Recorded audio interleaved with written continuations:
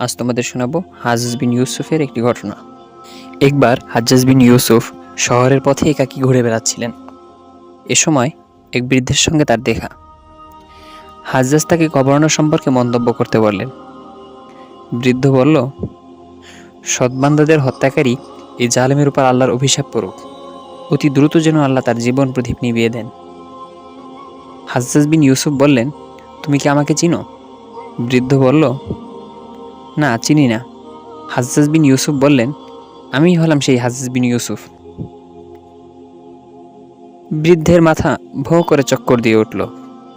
সে ভয় পেয়ে গেল। তবে তৎক্ষণাৎ সে একটি কৌশল খাটালো। তা হলো, সে তার হাতের লাঠি উঁচিয়ে ধরল আর বলল, তুমি কি আমাকে চেনো? হাজ্জাজ বিন ইউসুফ বললেন, না।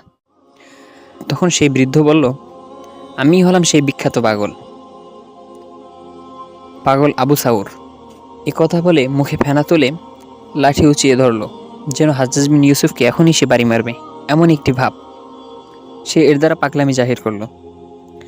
হাজ্জাজ বিন ইউসুফ বিষয়টি বুঝতে পেরে মজা পেলেন এবং মুচকি হেসে চলে গেলেন।